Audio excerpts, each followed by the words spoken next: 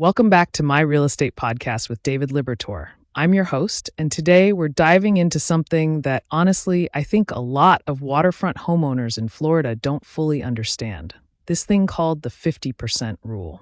David, thanks so much for being here to break this down for us. Hey, thanks for having me.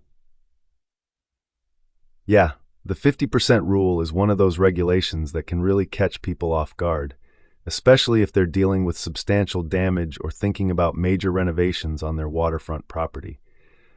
It's basically this threshold that determines whether your home has to comply with current building codes and floodplain regulations. Okay, so when you say substantial damage, what exactly are we talking about here? Like, we're not just talking about a leaky roof, right? Right, exactly. So substantial damage is defined as damage where the cost of repairs exceeds 50% of the market value of the structure before the damage occurred. So if your waterfront home is worth $500,000 and a hurricane causes $250,000 or more in damage, you've hit that threshold. And here's where it gets important. Once you cross that line, you're essentially triggering a bunch of compliance requirements. Oh, wow. So it's not just about the dollar amount, it's about the percentage of the home's value. That's actually a pretty significant distinction. So what happens once someone crosses that 50% threshold? What are they dealing with? Well, that's the key thing. Once you hit that 50% mark, your property now has to be brought into compliance with current building codes and floodplain management regulations. And for waterfront homes, that can mean elevation requirements, foundation upgrades, mitigation improvements, all the stuff that can get really expensive really fast. You can't just rebuild it the way it was before. So it's not just about fixing what's broken. You're essentially looking at a whole new set of requirements. What about improvements, though? Like if someone wants to renovate or expand their waterfront home, does the 50% rule apply there too? Great question. Yes, it does apply to improvements as well. So if you're planning renovations or additions where the cost exceeds 50% of the market value of the structure, that same trigger happens. You've got to meet current codes and floodplain requirements. A lot of people don't realize that when they're budgeting for that dream kitchen or adding a second story, they might accidentally cross that threshold and suddenly they're looking at way more work and expense than they anticipated.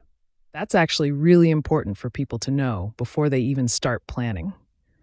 So if someone's sitting there thinking about a major renovation on their waterfront place, what's your advice? How should they approach this? The first thing is to get a professional assessment of your property's market value before you start any work. Then work with an engineer or architect who understands Florida's floodplain regulations to figure out what your project scope actually is. If you're getting close to that 50% threshold, you need to know that going in.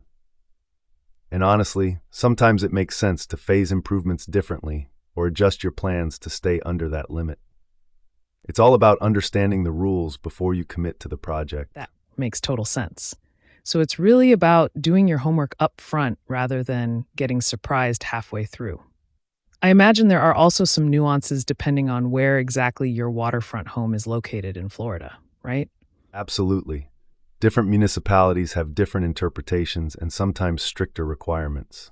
Coastal areas, flood zones, proximity to rivers or wetlands, all of that can affect what you're required to do. So really, the best move is to talk to your local building department or work with someone who knows your specific area's regulations inside and out. What applies in Miami might be different from what applies in Tampa or up in the Panhandle. This has been super helpful, David. I feel like a lot of people are going to hear this and go, oh, I really need to look into this before I make any decisions. Any final thoughts for waterfront homeowners who are listening? Yeah, just don't ignore the 50% rule. Whether you're dealing with damage or planning improvements, get professional guidance early. It'll save you headaches and money in the long run.